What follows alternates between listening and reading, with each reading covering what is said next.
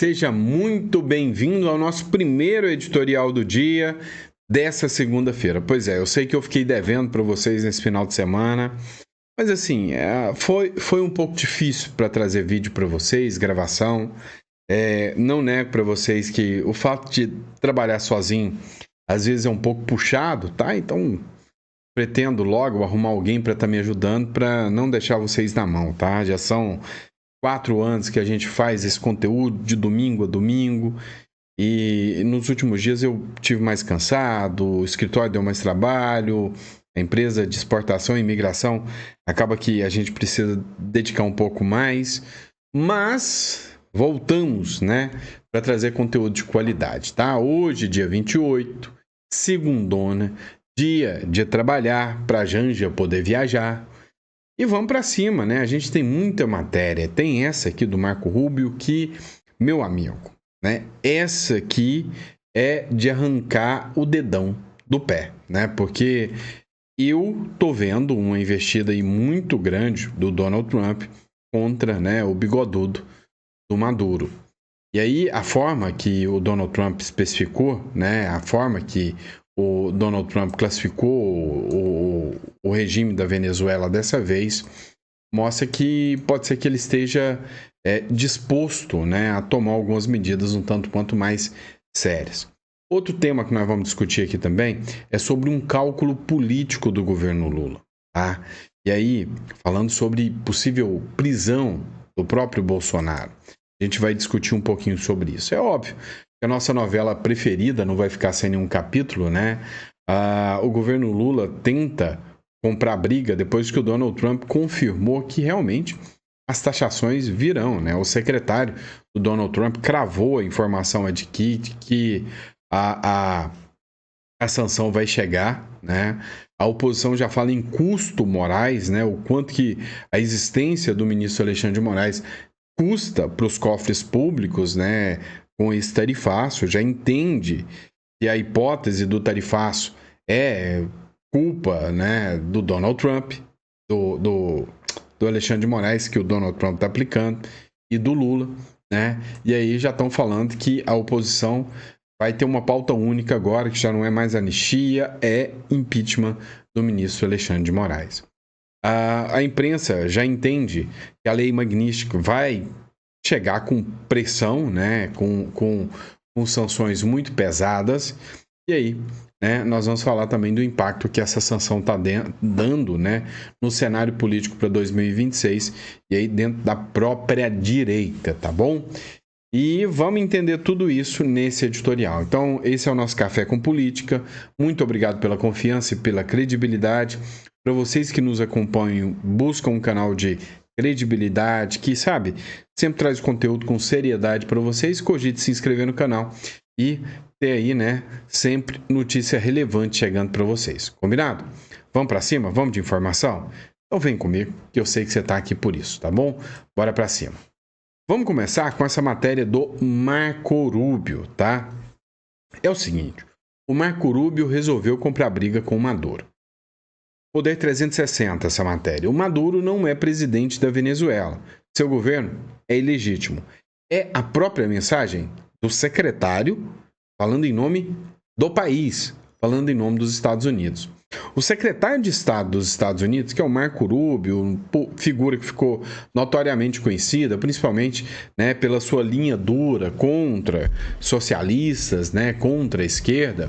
O Marco Rubio também, né, por ter anunciado sanções contra o ministro Supremo Alexandre de Moraes, o Marco Rubio divulgou um comunicado, né, ontem, no domingo, dizendo que ele condena o regime venezuelano e que o Nicolás Maduro, né, líder da esquerda, tem que cair. Abre aspas, né? Ele falou o seguinte, ó. Um ano depois do ditador Nicolás Maduro desafiar a vontade do povo venezuelano ao se declarar vencedor sem fundamento, os Estados Unidos permanecem firmes em seu apoio inabalável à restauração da ordem democrática e da justiça na Venezuela. Mas esse não foi o principal ponto, né, da publicação do Marco Rubio que mais chamou atenção. Vários jornais internacionais, hoje no mundo militar, né, também publicou aqui falando sobre a repercussão da publicação do Marco Rubio sobre o Maduro, né? O trecho mais importante que o Marco Rubio publicou é esse aqui, ó. Abre aspas. Maduro não é o presidente da Venezuela. Seu regime não é o governo legítimo, ou seja, repudiamos qualquer ato e ação do próprio Maduro. E se qualquer ação for feita contra o Maduro, não estamos violando soberania nenhuma porque não estamos indo contra um governo legítimo. Ele escreveu além. Ele continuou dizendo o seguinte: Maduro é o chefe do cartel de Los Soles, uma organização narcoterrorista que tomou posse de um país. E ele está sendo indiciado por tráfico de drogas para os Estados Unidos. Pois é, o secretário Marco Rubio falou do indiciamento do Maduro agora. E foi além. Matéria do Metrópolis agora. Estados Unidos dizem que, abre aspas, o regime criminoso de Maduro não durará para sempre.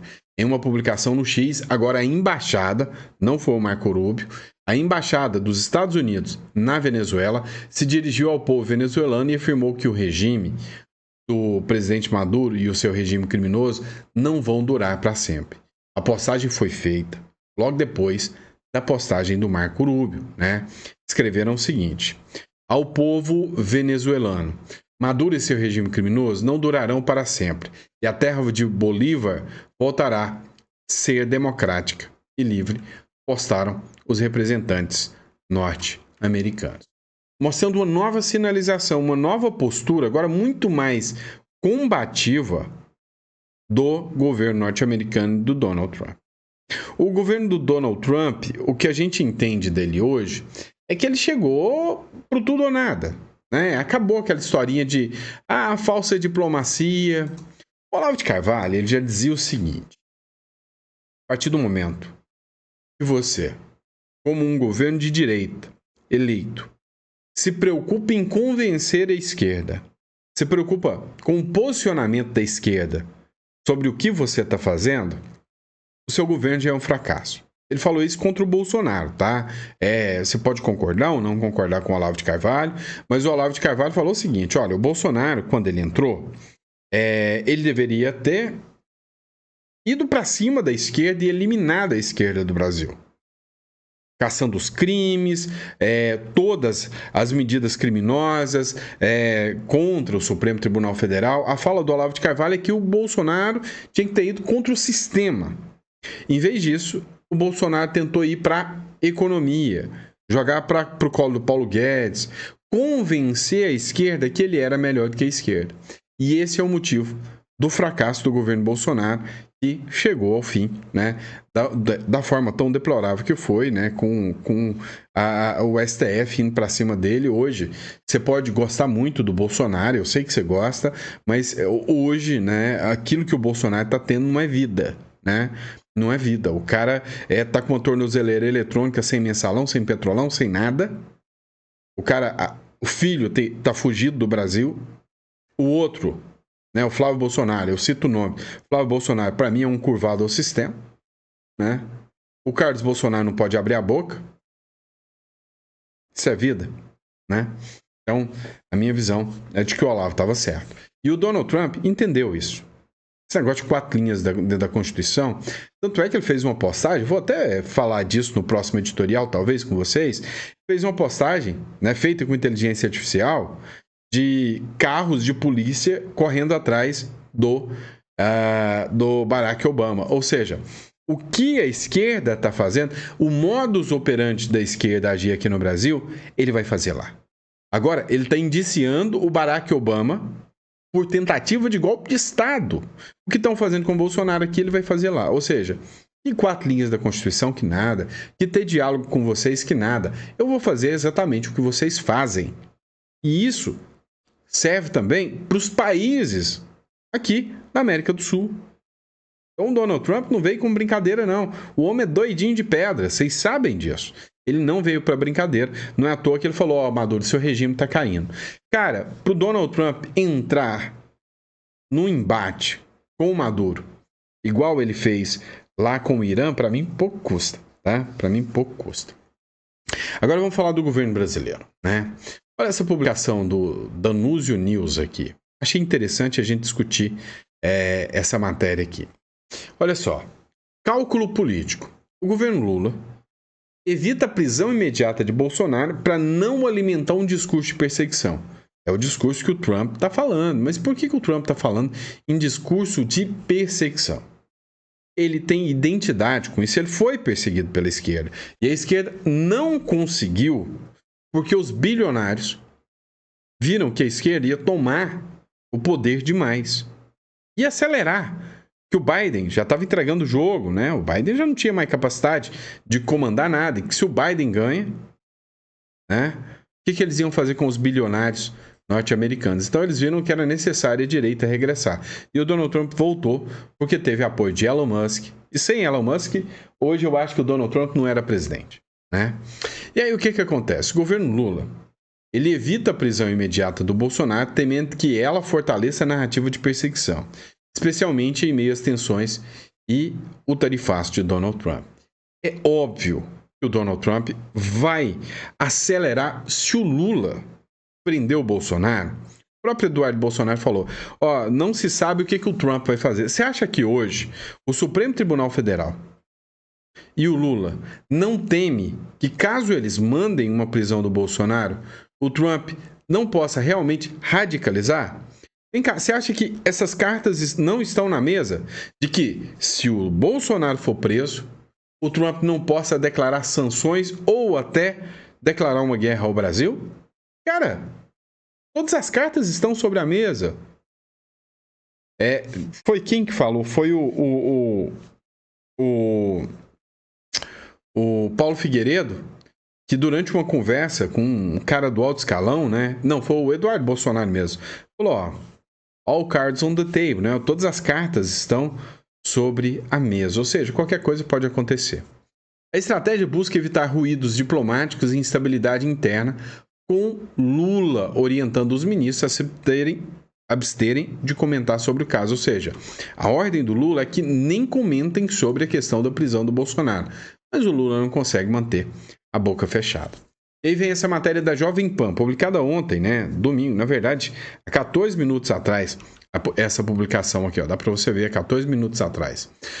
O Ministério do Desenvolvimento, Indústria e Comércio e Serviços informou no domingo que, por orientação do Lula, o governo vem buscando a negociação com a base em diálogo, sem qualquer contaminação política ou ideológica, ou seja, está sentindo a pressão do Trump.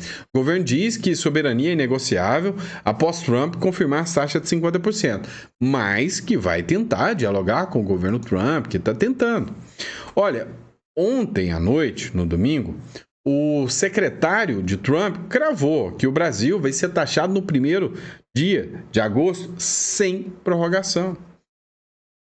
Esse aí que está na foto com o Donald Trump é o secretário de Comércio dos Estados Unidos, tá? O Howard Lutnick, tá? Howard Lutnick. Howard é do Harry Potter, né? Howard Lutnick. E ele afirmou ontem, no domingo, que, durante uma entrevista na Fox, que o tarifaço anunciado pelo Donald Trump vai acontecer em todos os países, incluindo o Brasil, que vai entrar em vigor já na próxima sexta-feira. O desespero é total. Segundo Lutnick, tá, um dos auxiliares mais próximos do próprio Donald Trump, não há mais espaço para prorrogação de prazo. As declarações foram compartilhadas, além da Fox News, na conta oficial da Casa Branca. Abre aspas, olha o que ele falou aqui. Sem prorrogação, sem mais períodos de carência. Em 1º de agosto, as tarifas serão definidas e elas entrarão em vigor. A alfândega começará a arrecadar o dinheiro, fecha aspas, disse o Lutnick, né? Apesar de descartar qualquer possibilidade de negociação, o próprio governo Trump falou, eu não quero negócio, não quero negociar nada. Após 1º de agosto, o secretário do Comércio indicou que nada impede que os demais países insistam em conversar com o governo dos Estados Unidos sobre a tarifa, tá? Mas diz que as pessoas podem falar depois que as tarifas vierem, mas que as tarifas chegarão a isso chegarão. E aí, né, o deputado Alex Brasil fez uma publicação dizendo que tudo isso, né, e aí é o discurso da oposição, é o custo Moraes.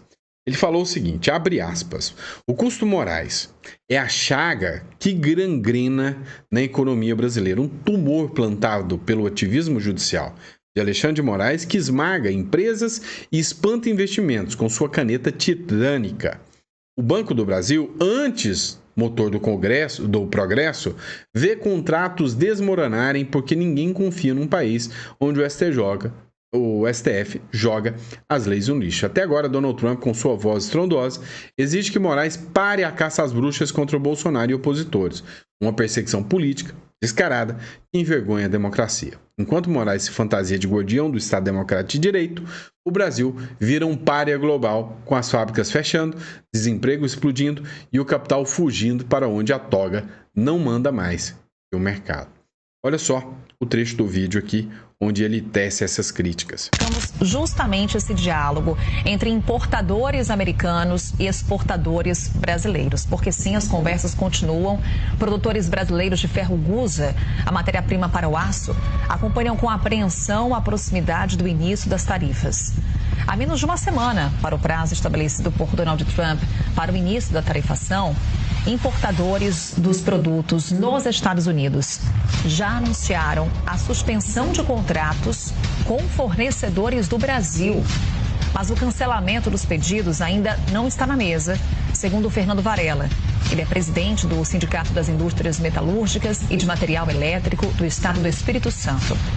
Ele disse ainda que empresários encaram a proximidade do prazo e a falta de resolução com temor e tensão. Alex Brasil, seu Publicação aí, crédito, né, Alex Brasil. Então, o que acontece? O Brasil já está começando a sentir, né, o peso das sanções e empresas já não estão mais, né, querendo contratos com as empresas brasileiras. Matéria da Gazeta do Povo, a Lei Magnitsky. Bancos que mantiverem contas de sancionados poderão ser punidos. A gente está falando isso há 3 meses. Que a Lei Magnitsky, ela está vinculada ao código SWIFT, né? É um modelo padrão de transferências internacionais usando o dólar, né, como base aí. E aí o que acontece, né? O que a gente pode levantar, né, de preocupação? As instituições financeiras, elas podem ser alvos. Você imagina, né? Porque assim, hoje a caneta do Alexandre de Moraes é a coisa mais poderosa que existe dentro do Brasil. Não existe nada mais poderoso do que a caneta do ministro Alexandre de Moraes. Aí, você tem um Banco do Brasil que resolve, né, descumprir a ordem do Donald Trump e manter uma conta ali do Alexandre de Moraes porque tem medo da caneta do Alexandre de Moraes fechar o banco do dia para a noite. Mas, se continuar com a conta do Alexandre de Moraes, o Donald Trump pode excluir o Banco do Brasil do sistema SWIFT. O que vai acontecer com todos os investidores que estão lá? Vai tudo quebrar. Instituições financeiras que mantiverem relações com pessoas ou entidades sob sanções dos Estados Unidos correm o risco de sofrer penalidades severas, incluindo a perda de acesso ao sistema financeiro americano. A medida se baseia na Lei Magnitsky, instrumento legal que permite sanções secundárias a bancos e empresas que façam negócio com alvos de punições determinadas por Washington. A regra atinge especialmente, olha só, operações em dólar e compromete vínculos com bancos sediados nos Estados Unidos. Pode ter grande impacto econômico para todos os envolvidos, inclusive para a própria, né, instituição financeira. Ou seja, se essas sanções chegam, meu amigo, o Brasil não vai conseguir se recuperar fácil, não. E aí tem um embate, né, pelo espólio de homem vivo, né, que é o Bolsonaro. O Bolsonaro ainda está aí. E todo mundo brigando pelo espólio do Bolsonaro na presidência. Uma briga que está dando o que falar é a briga, né, do Eduardo Bolsonaro com o Ratinho Júnior e com o Tarcísio, né? Nessa aqui eu tô do lado do Eduardo, tá? Escuta o porquê. Eduardo Bolsonaro afineta Tarcísio e Ratinho Júnior por evitarem falar da anistia. O que aconteceu, né? O Ratinho Júnior é do PSD, do Kassab, e o Tarcísio, alinhado de primeira linha do PSD, do Kassab. O deputado Eduardo Bolsonaro criticou duramente os governadores de São Paulo, Tarcísio de Freitas, e do Paraná, o Ratinho Júnior, por não mencionarem a possibilidade de anistia aos chamados presos políticos durante negociações sobre o tarifaço americano. Em postagens no X, antigo Twitter, Eduardo acusou Tarcísio de enganar a população ao focar apenas na tarifa de 50%, sem abordar a crise constitucional e institucional e as cartas enviadas pelo ex-presidente Donald Trump, que ele considera essenciais para resolver o impasse. O que o Eduardo Bolsonaro falou? Falou que o Tarcísio foi hipócrita, tá? Por quê? Porque ele ignorou que as sanções do Donald Trump são por causa da perseguição ao Eduardo Bolsonaro. E que o Tarcísio trouxe só um discurso, né? Aqui em virtude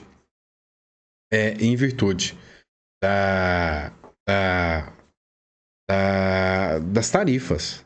Ignorou o que está acontecendo no Brasil hoje. Vou trazer um trecho aqui. É uma crítica, professora Paula Marisa, o crédito da matéria, tá? Eu sempre cito os créditos. Ela tem um canal no YouTube também. Já cheguei a ver postagens dela. Presa de 74 anos pelo 8 de janeiro, usa cadeira de rodas no cárcere. Morte de Clezão, preso do 8 de janeiro, completa um ano. E família segue pedindo justiça. Bem no meio, né?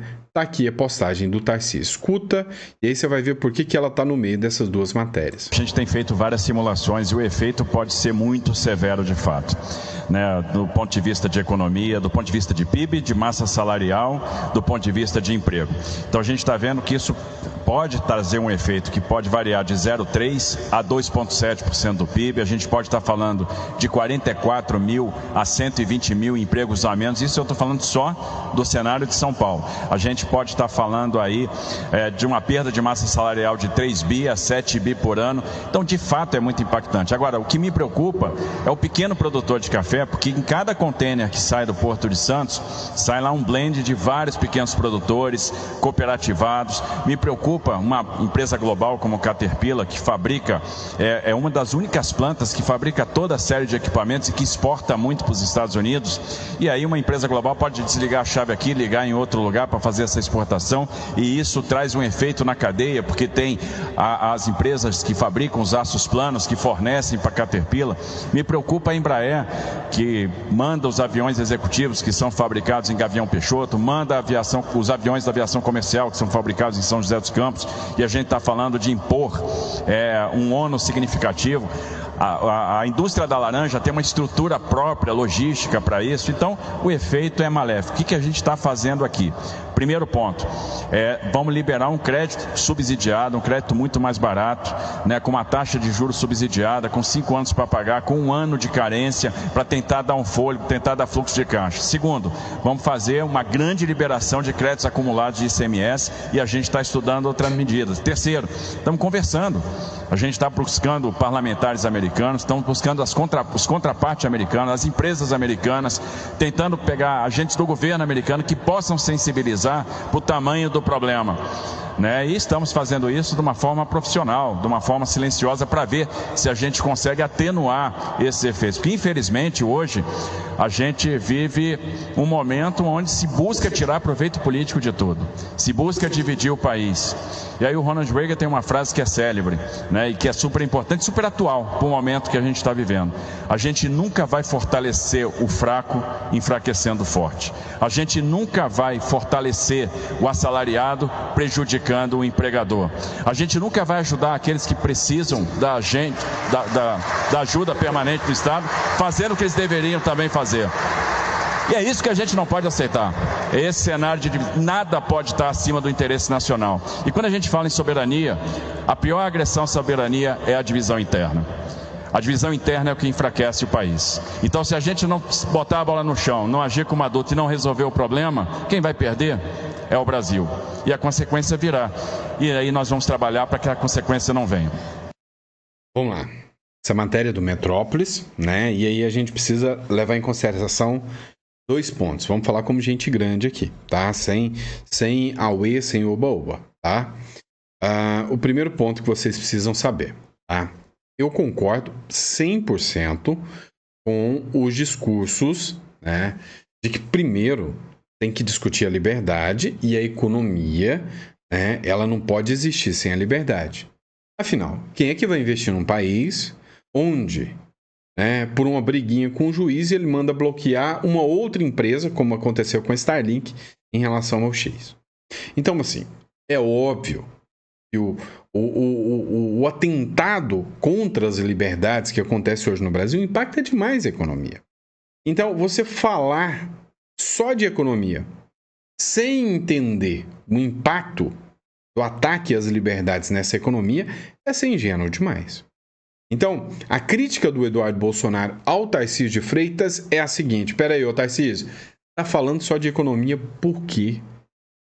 Porque não existe economia no meio de uma ditadura. Alguém que fala em economia, né, lá em Cuba, lá na Venezuela, a economia lá vai bem, né? Então, assim, a crítica do Eduardo Bolsonaro é justa, muito justa. A crítica faz sentido. Afinal, a economia vai desandar. Agora, por que este momento não foi o momento adequado da crítica do Eduardo Bolsonaro? Você tem que entender o seguinte: quando você vai falar para crianças, você usa uma linguagem de criança. Quando você vai falar para políticos, você usa uma linguagem de políticos. Quando você vai falar para empresários, você usa a linguagem dos empresários. O Tarcísio, ele estava dando uma palestra lá na XP, né? Um local, um fórum de investidores. E aí tá todo mundo metendo pau no Tarcísio, né? Por causa da palestra dele não ter citado o 8 de janeiro, a palestra dele não ter citado a necessidade de anistia e que isso é culpa, né? Só resolveria com anistia ampla, geral e restrita. Não. Aqui eu já discordo, tá? Porque eu acho que o Tarcísio foi certo, era um discurso ali para empresários, ali não era hora dele politizar. Agora, ele foi crítico, dizendo, olha, isso aqui está acontecendo, a maior soberania que nós podemos ter é defender os interesses e as pautas nacionais, coisa que o governo atual não está fazendo. Então, cara, por causa deste discurso, entrar no embate com o Tarcísio, eu acho que é contraproducente. Amanhã, se a gente tiver só o Tarcísio e o Lula concorrendo e o resto todo mundo inelegível, eu ainda prefiro o Tarcísio. E aí você descer a linha no Tarcísio agora é contraproducente, tá? Concordo com o Eduardo sobre as suas críticas de que não há economia pujante, né, sem liberdade. Mas cada coisa no seu momento. E aí, matéria do Metrópolis. Inimigo comum. Tarcísio, Caiado e Ratinho vêm à direita unida em 2026. Em meio à profusão de pré-candidaturas da direita à presidência da República nas eleições, 3 dos governadores cotados para disputar o Planalto no ano que vem manifestaram nesse sábado confiança de que o campo conservador estará unido contra o presidente Luiz Inácio Lula da Silva, que deve tentar a reeleição. O Bolsonaro vai apoiar um desses 3. Tá? Se você está achando que o Bolsonaro vai lançar o filho dele ou vai lançar a Michelle, esquece. Tá? O Bolsonaro vai apoiar um desses 3. E o que me agrada nesse ponto aqui, e aí você vai falar, isentão, olha lá, ó, isentão. O que me agrada disso aqui é saber que há uma união de 3 figuras que nem de longe são os candidatos que eu quero, né? Se você me perguntasse, por óbvio, eu ia querer um candidato como o Milei, um Milei da vida, né? Então, para mim, nem Caiado, nem Tarcísio e nem Ratinho se equiparam ao Milei. O Caiado, com o discurso da segurança pública, bate um bolão, é o melhor dos 3 no discurso da segurança pública. Goiás é diferenciado, né, a questão da segurança pública. O Tarcísio, na questão econômica, é um cara que herdou, né, aí o estado mais pujante, né, economicamente, mas está fazendo um trabalho excelente. E o Ratinho também não vem fazendo um mau trabalho, né, no Paraná. os 3 unidos é muito melhor que desunidos nessa hora. Então, assim, quem não tem cão caça com gato, né? Agora, o Flávio Gordon foi repostado aqui e olha só o que ele escreveu. Essa coisa de, estou pensando no produtor, no exportador brasileiro. Não passa de mentira. Porque com a manutenção de Alexandre de Moraes e Caterva no poder, ou seja, com a manutenção da ditadura socialista e anti-americana que subjuga o Brasil, não apenas o produtor vai se estrepar, como a mãe do produtor, a avó do produtor, os filhos, os netos e bisnetos do produtor. Então, vamos parar de desculpinha esfarrapada para mascarar a covardia. Cara, tá todo mundo aplaudindo este discurso aqui. E por quê? Porque o cara tem razão. Sim. Cara, se continuar esse discurso, todo mundo vai se estrepar. Só que é o seguinte, pelo menos, talvez o sistema ainda tente fingir normalidade. E se for fingir normalidade, figuras como Tarcísio, Caiado e Ratinho agora radicalizarem, só vão deixar os caras inelegíveis. Eu defendo, né, a não radicalização. Você quer um exemplo? Vou te dar um exemplo. Para mim, o Brasil está indo a galope para o lado da Venezuela. Mas é galope mesmo. É galope. Qual que é o grande problema? O problema é que a Maria Corina Machado era quem dizia as verdades contra o Maduro. E quem diz a verdade contra o Lula, o que acontece? Olha o que aconteceu com o Eduardo Bolsonaro. Olha o que está acontecendo com o Felipe Barros. Olha o que está acontecendo com o Nicolas, que o TRE pode caçar ele, porque ele falou verdade sobre um livro pornográfico. Não é? Olha o que aconteceu com o Pablo Marçal. 3 ineligibilidades já. O Caiado já sentiu na pele. Teve a ineligibilidade, depois foi revogada. Quem abrir a boca e falar a verdade agora e radicalizar agora, tá fora do play. Tá fora do jogo. A brincadeirinha não vai acontecer. Foi assim. Até que precisava de alguém para ser o nome para enfrentar o Maduro. E aí apareceu Edmundo Gonçalves, o cara que não era radicalizado. O cara que estava dentro do play e o cara que pôde ter o nome dentro da candidatura. Você lembra que a Maria Elvira Salazar, né? Tinha uma outra, Elvira, né? Não, outra é Salazar, se eu não me engano, que foi tentar fazer a candidatura, o site estava fora do ar, ela não conseguiu fazer a candidatura.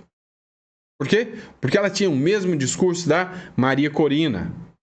Maria Elvira Salazar, não, desculpa, a Corina, tá? Errei o nome. A Corina na Venezuela. Também não deixaram. Não deixaram. Ela nem fazia a candidatura. Aí ela teve que pegar alguém lá do bolo do Centrão e falar, então, eu apoio o Edmundo Gonçalves. Tá, o nosso Edmundo Gonçalves é o Tarcísio de Freitas.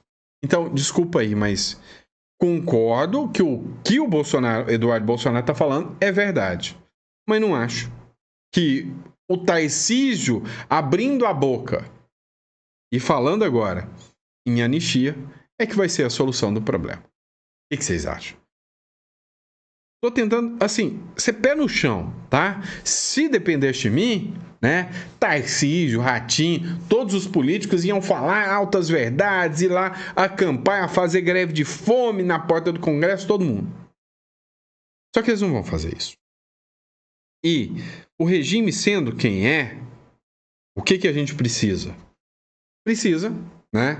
De que ainda tenham nomes viáveis e disponíveis para pelo menos fazer um contraponto. E para pelo menos depois tentar abrigar e ter uma resposta como a do Marco Rubio agora. Olha, o fulano de tal, o Lula ou o ciclano não é o presidente eleito. O Maduro não é o presidente eleito. Ele é só um líder de cartel e não vai durar para sempre. Nós vamos para cima. Agora, se não tivesse a eleição com Edmundo Gonçalves para ninguém para concorrer, será que os Estados Unidos ia ter a possibilidade de falar isso? Pois é. Não sei.